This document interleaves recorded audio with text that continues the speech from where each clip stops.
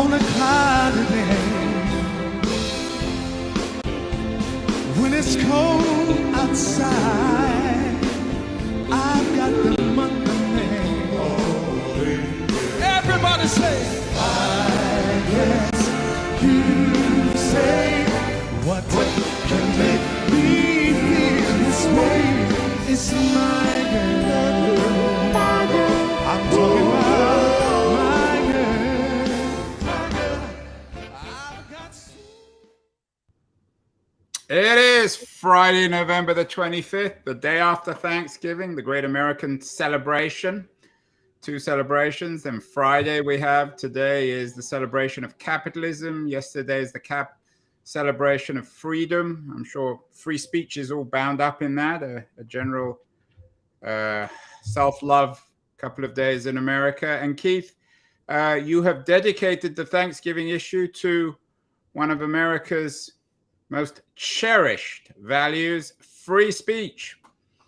Why free speech the week of Thanksgiving? Well, I decided I have to give thanks for something this week. So as I surveyed the scene, it occurred to me that free speech was worth giving thanks for. I've just had a nice debate with Benedict Evans on Twitter where he's trying to persuade me that moderation is not the same thing as censorship. And he's twisting himself in knots trying to weave a way through where moderation is a good thing. And I'm trying to persuade him it isn't a good thing. So free speech it is. Free speech it is. So you're saying that free speech and moderation are not, that they are contradictory, that when you have moderation, it's not free speech? For the most part, because moderation is a subjective act of editing, right? But don't we edit ourselves? Don't we all moderate ourselves? I actually think that's probably the main form of censorship is self-censorship. Yeah, we're driven by peer pressure and what's okay and what isn't okay, and so on. Obviously, there's good self-moderation, which is, don't be rude kind of stuff. And I have to say that I am looking forward to an issue next year, Keith, when the Supreme Court listens to this Section 230 thing and they take it out, and then you'll be in absolute up in arms, end of free speech, because these companies now are accountable for what they put on their platforms. But let's leave that, because that will be for next year. What's the big deal this week of free speech? What are the issues that you write about? Well, the biggest thing that's happened, it's kind of a slow creeping realization from my point of view, is it blends what's going on in Twitter with what the whole free speech debate has thrown up, which is a new technology platform called ActivityPub. And ActivityPub is a protocol not unlike, say, email is a protocol. So it's like it's like the stuff that was invented to enable email. Architecturally very similar. It's basically a way to publish opinions and subscribe to opinions of other people or posts, just like on Twitter, except it's architected as a bottoms-up opt-in server network. So you could decide to put a server up. I put a server up last week just to experiment and play with it. And there's thousands and thousands of these servers. There's a bunch of companies that take the ActivityPub protocol and build actual software on top of it. The one I chose is called Mastodon, which is a weird name, I admit. Mastodon. But that's not your name, is it? No, that's the name of the software. And then you get a domain name. In my case, it's megamast.io, which means a big instance of Mastodon servers. Megamast.io is where my Mastodon is to be found. And basically you can join it, and it's very like Twitter as an experience in terms of posts and reading and following and everything, reposting, except there's no central authority. Every server is its own authority and can have totally different rules from every other server. So it creates a world in which, almost everything is possible. It's possible to create a bubble. Then aren't you replacing the central editorial authority with the people running each server? So rather than Elon Musk determining what we can and can't publish on Twitter, it's Keith Tier saying what you can and can't publish on Mastodon. I'm a very good example because my server has zero moderation. Yeah, but that's because you're a hardcore free speech libertarian. But what about if you chose to censor, chose to moderate? Well, then the users can decide not to form an account on my server. Or they could be on it. They might like moderation. They might like. True, they can choose. That's the whole point. They can choose to join it, in which case they are hermetically sealed inside a approved bubble, or they can choose to see everything. So it gives you all possibilities, from total free speech all the way through to total So I understand this is something that I think Jack Dorsey used to, or continues to, write about, something you've been talking about. It's one of the holy grails in social media. I mean, it's a no-brainer on one level, but on the other hand, the issue is scale, isn't it? I mean, we can be on Keith Tier's Mastodon server, but there's only 10 of us. Who cares? Then it's the network effect. It doesn't have any value. I'm not going to waste my time writing to Keith and 9 of his friends. No, the servers are all joined together. So on Mastodon. So let's be clear. What's the difference between Mastodon and ActivityPub? Is the technological sort of plumbing, right? Yes. And Mastodon is something that's been built on ActivityPub. Yeah, and just to open your mind up, there's another one called Pleroma. Pleroma and Mastodon are equals in the sense. But do they talk to one another? Can you be on Mastodon or Pleroma and they all use ActivityPub to be on effectively the same network, just like email. Yeah. It doesn't matter which email provider you've got. You can send an email to anyone else. So if I'm on Mastodon and you're on the other one, how do I find you? Through my handle @KTier. Yeah, but how do I know? You can do what a your search. Handle is? Yeah, just like on Twitter, you've got to discover me. Or know me. Yeah, but Twitter is designed so that you discover other users through the network effect. Same with Mastodon. Like Jeff Jarvis retweeted one of my posts on Mastodon yesterday, and all of his followers therefore see me, and they can choose to follow me even though they're not on my server. So do you think this is for real? Is this something? I mean, it's clearly attractive if it works. It's better than Twitter, because when we have these endless arguments of what you can and can't put up there, could it scale? Could it grow? Well, it's growing very fast right now. I think something close to 5 million new people got Mastodon accounts over the recent period, and they tend to be what we would think of as the woke left abandoning Twitter. Like you and Jeff Jarvis, who are we are opposites in that regard, but a lot of people are joining it. That's putting a lot of tension on the system. A lot of these Mastodon servers are run by hobbyists, and they can't deal with suddenly getting 20,000 new users, which is why I put up MegaMask, because I can scale it very high. I went to it, and the thing that stopped me doing it was that I didn't find a community that I felt at home with. So I guess I should have started my own, but that requires a lot of work. Not really. Like if you would have followed me and I would have retweeted something you posted, everyone who knows about me would then know about you. That's if they look at it. I mean, yeah, this is what it looks like, by the way. Let me turn it on so you can see. But so this is, if I go to the home page, this is Mastodon running on megamask.io. And if you look here, there's a federated feed. That means everything in the world.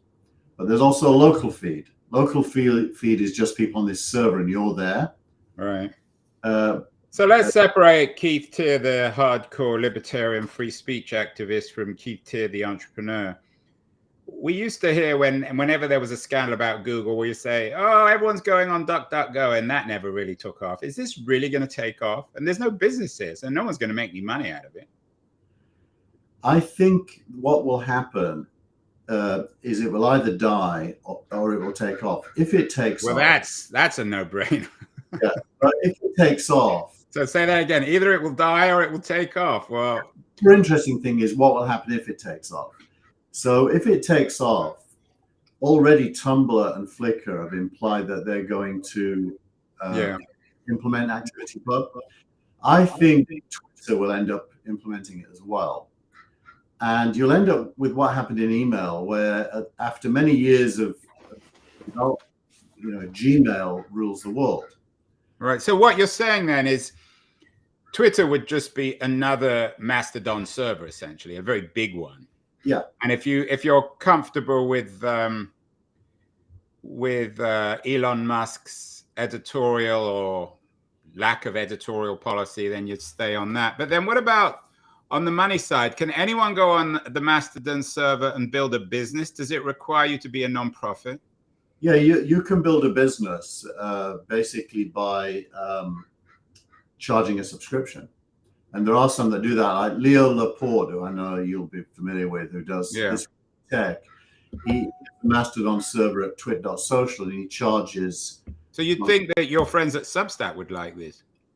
They should. I actually think it sits very well with Substack. Substack introduced chat, and to be honest, it isn't really ideal for building a community around your newsletter. Yeah. But if you could put up a Mastodon server around your newsletter and just host your own community, it would work very well. And then could you imagine Facebook, Instagram? I mean, you mentioned Tumblr and Flickr. I think they wouldn't do it because they're so obsessed with. They remind me spiritually of the way Yahoo used to be back in the day as well, which is very closed, very walled gardenish. And they want to suck everything in. They really don't want to participate in anything bigger than themselves. You'd think Google would want this because it would create more content for their search engine. What about YouTube? YouTube's adjacent. You can put YouTube videos in these posts and they work. So I don't think YouTube is a comparable. I have to admit that, as you know, I'm naturally skeptical on most things. I just don't see this. It requires too many Keith Tears and Jeff Jarvises. There just aren't enough of you. And most people just aren't going to be bothered. They don't care enough. They're ambivalent at most about Musk. Nobody really cares. I mean, you care. Jarvis cares. I don't really care. I'm just her name is at Flickr cares, but most people just don't care. I also don't really care. I just want to be. Well, you're a supporter, but you care. You're involved in the conversation. You feel strongly about it, one way or the other. Mainly to learn, though. I mean, I'm totally happy with Twitter, to be honest. I don't see any real need to replace it. So I'm not a decentralizing zealot like a good friend of mine. Is this Web3, Keith? I mean, it is a classic manifestation of Web3. I think the word that's being used is Fediverse, F-E-D-I, federated. Who came out with that? Sounds like a Jeff Jarvis term. Probably. Terrible. It shows how unlikely it is to take off outside a few New York University seminars on journalism. I think it has more use cases than the multiverse. I think Fediverse actually speaks to a need, or at least a potential. We got from somebody called David Wang. It's a bunch of hacks and busy work. It's a waste of time until something becomes another Twitter. Couldn't agree more. It's a tech thing for tech nerds. Exactly. Couldn't have said it better myself. So let's move on. No more tech things for tech nerds. Essay of the week, Keith. Startups are an act of desperation. A very intriguing essay. Who wrote it and what are they saying?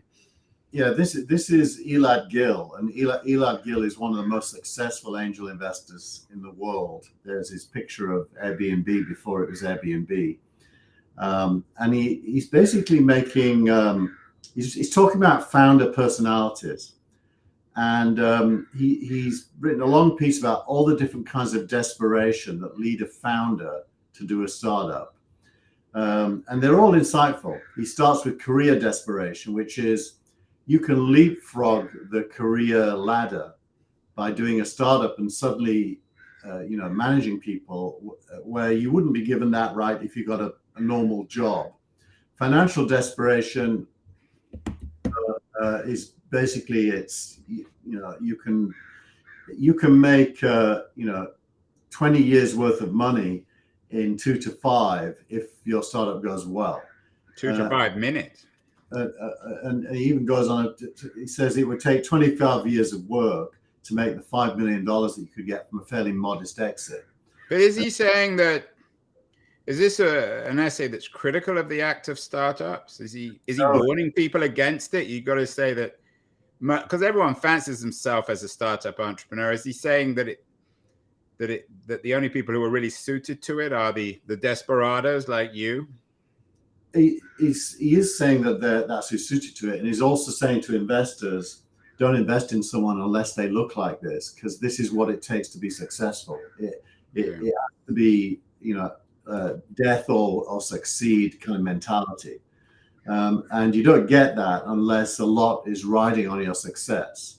I'm not sure. I mean, he may be a smart entrepreneur. I'm not sure any of this is particularly surprising. It's not obvious. You and I knew that. Yeah, I think we knew it, but it's nice to see somebody write it all down and articulate it. And Andreessen Horowitz is in the news again. This is a critical piece. It's by a blog or newsletter that I think is World War III. It's called Newcomer, and what this is a look at the big picture of what it is that Andreessen's trying to do, which is gobble up the world of investing, basically, to dominate venture capital. And this is quite an insider view. He's obviously got access to a lot of knowledge, and he writes and makes the case that Andreessen is going to fail to scale beyond its current stage. But isn't it? I mean, it's just as Peter Thiel said this, and I think sometimes people misunderstood it, but it's just stating the obvious that all entrepreneurs want to become monopolists. The same is true of Andreessen Horowitz. They want to gobble up everyone around them if they can. Well, I think that's true of anyone who runs a business. Right. So everyone wants to be a monopolist, and Andreessen Horowitz is no different. Exactly. But he's predicting that they'll fail, which is kind of a brave prediction. Well, that's another no-brainer. They're never going to take over all the other VCs. I mean, they're not that big. They're not even as big as your ex-darling Tiger, are they? Oh, they're bigger. They're bigger. They're bigger now, but they weren't before. Didn't they just close a $60 billion round or something? No, but they manage $55 billion of assets, which is enormous. Yeah. But there was a piece, I don't know if you've got it in this, about how much money they've lost in crypto. So it's not all plain sailing for them either.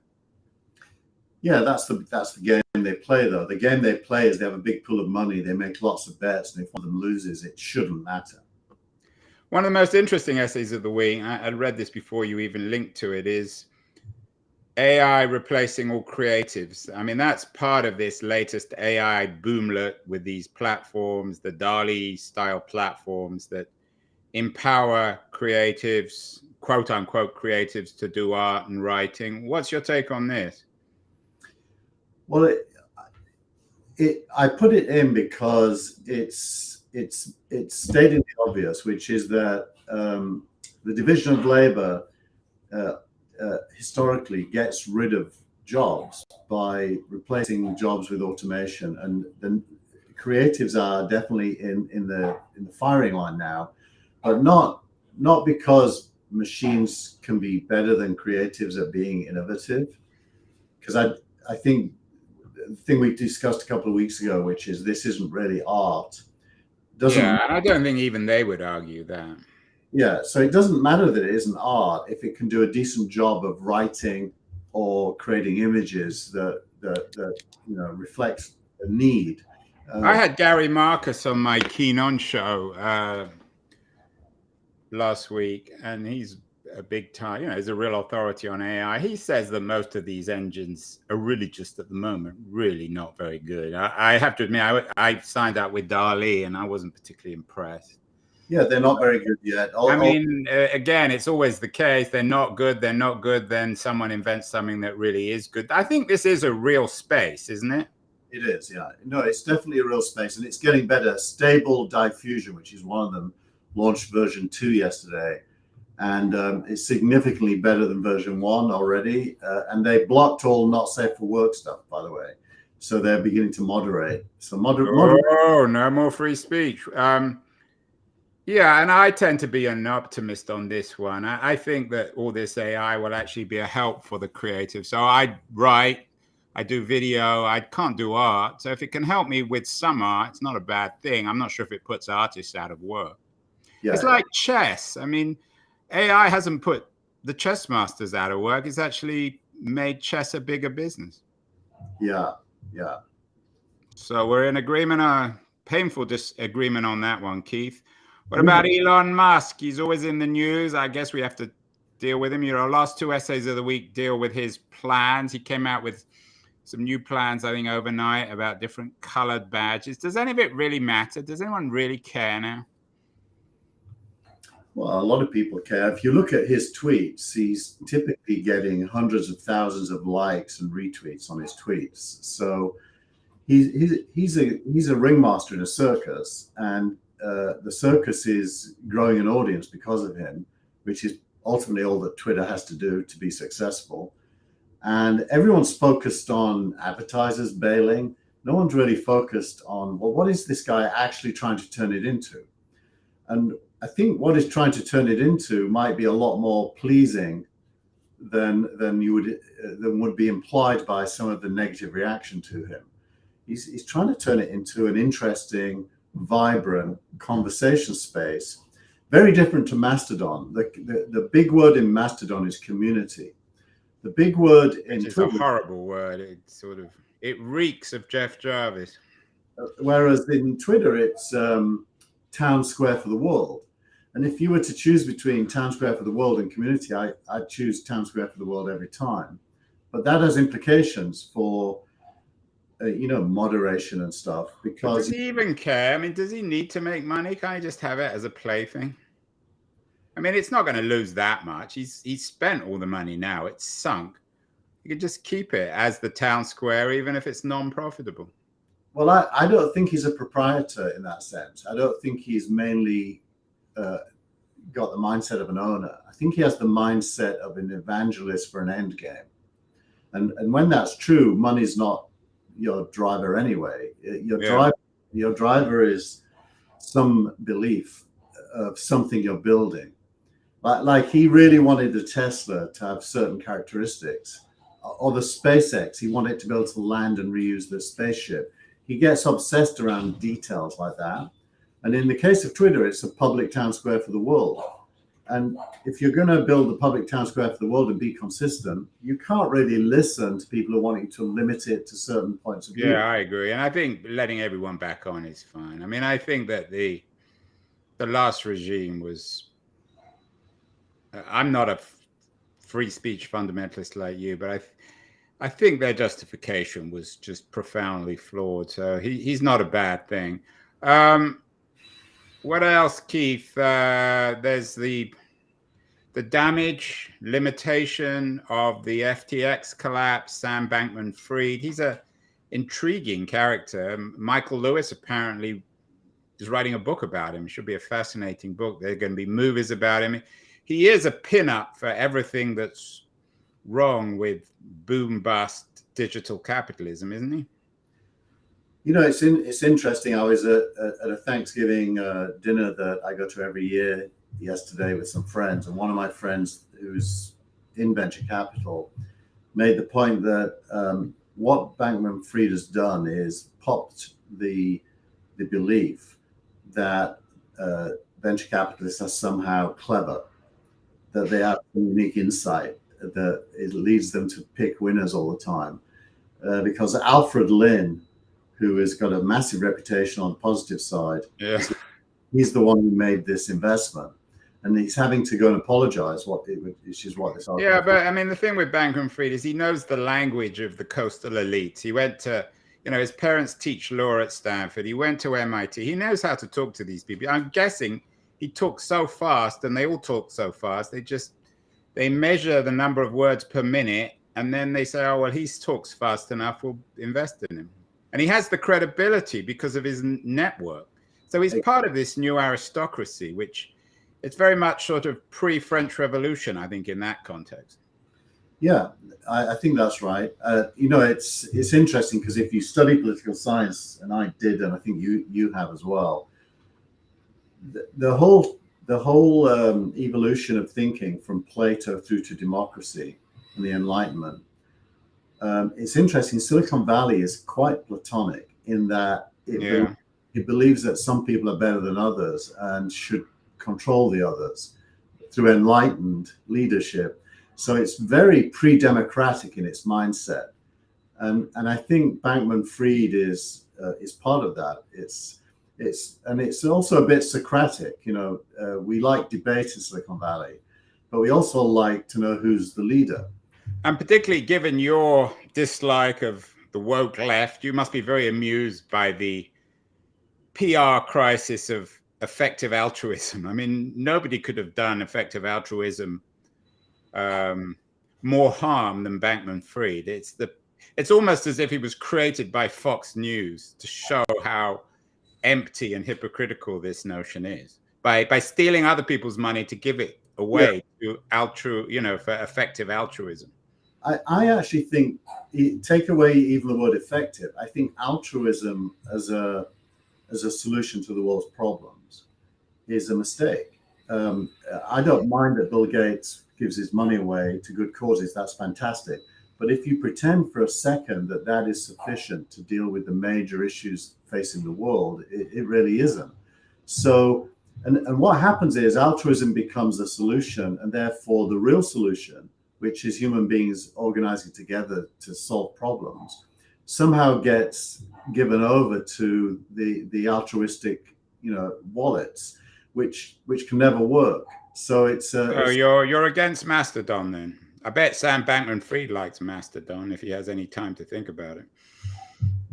Yeah, good. I actually have no idea what he would think about it. Yeah. Well, I hope he goes to jail. Final bit of news of the week. We can't talk about media without Substack. Substack seems to have replaced Paul Graham in your affections.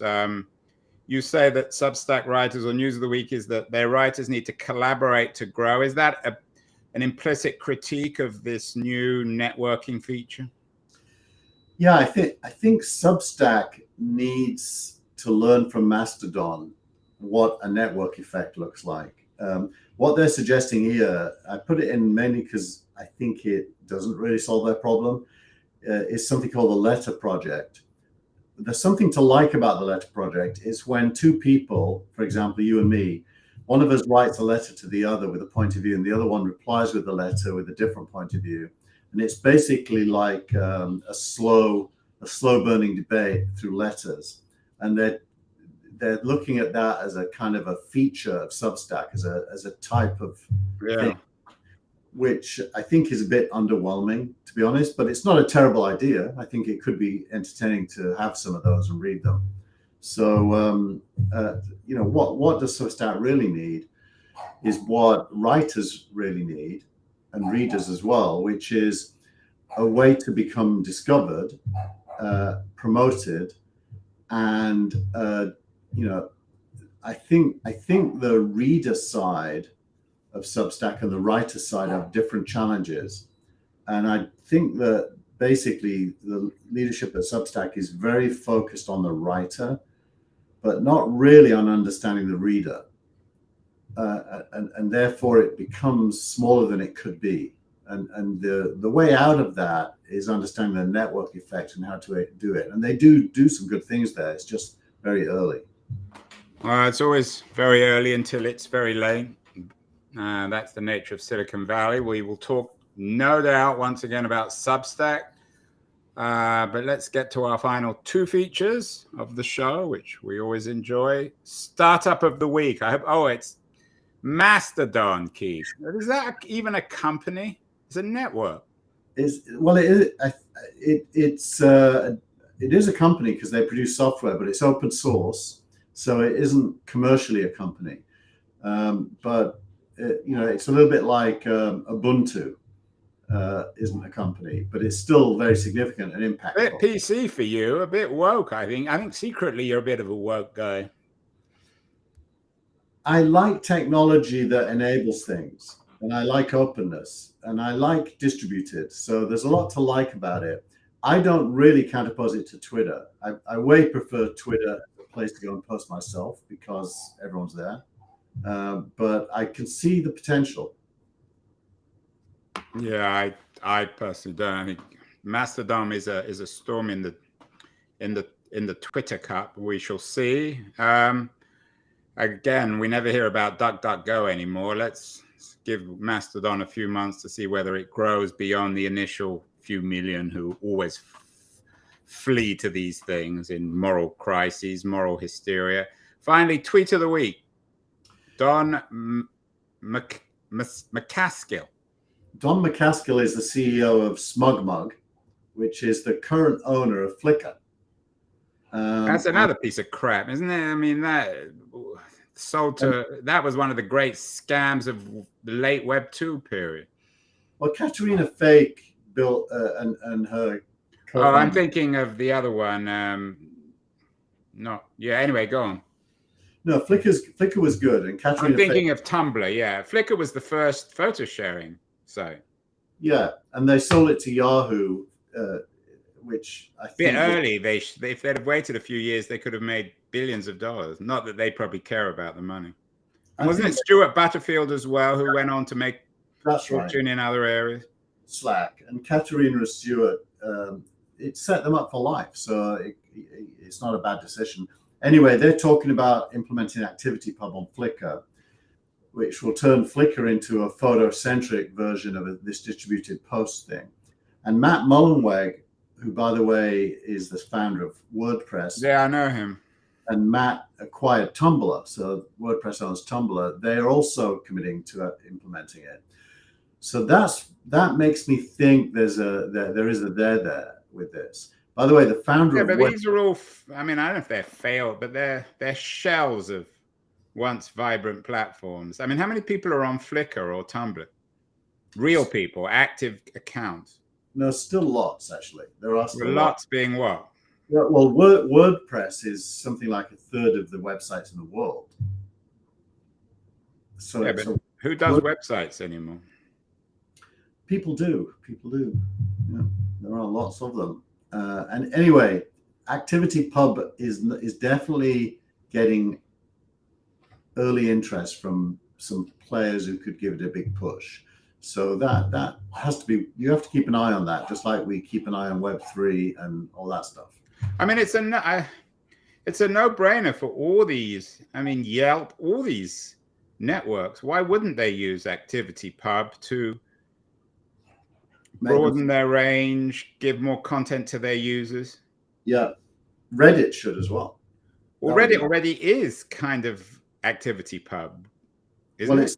Yeah, but it's centralized. It doesn't travel. So, but then again, if you get, Katerina Fake, who's politically on the left, she throws her hat in the ring. How's she going to feel about Reddit if they get in the ring and with all their, neo-fascist groups? Well, that's the really interesting thing is, how would someone like Katerina Fake feel if the subreddit pro-Twitter, pro-Trump or pro-Hitler groups came on Mastodon? Well, that just pick up her marbles and leave like they're all doing on Twitter. That's what they all do, and it goes back to the Elon thing about the town square. If you're really building a town square, you have to accept that unsavory types are going to. Right, but then the point is that the Elon problem or the Musk problem is going to happen on Mastodon. You're going to have exactly the same thing happening. I don't see how it's unavoidable. I am with you, which is why I think moderation is so futile. Yeah, what you should do is just give users the power to block people, and then you don't see it. Well, I think this show should be moderated, Keith. We need more. We need tighter editorial control. We definitely do. Not going to happen though. And next week I'm going to be in Costa Rica, so I don't know whether you're going to talk directly to your huge audience, your millions of Mastodon followers, or whether we're going to have to wait 2 weeks. But this has been a good week. Happy post-Thanksgiving, everyone. Enjoy Black Friday. And is it Black Friday, or is that what it's called? It is. I thought I'd made a racist error there. And we will see you all in a couple of weeks. Bye, Andrew. Thank you.